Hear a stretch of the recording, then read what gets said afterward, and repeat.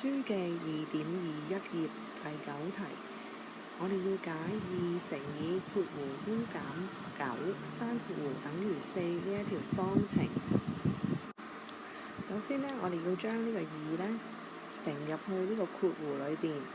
咁所以呢，我哋會先將呢個2乘以 u， 亦都要將呢個2呢乘入去負9嗰度，所以呢，我哋會得到2乘 u 就係2u，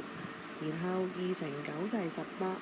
由於2前邊呢係冇寫任何嘅符號，即係代表正啦，咁9前面係負，所以呢正負呢係得負嘅。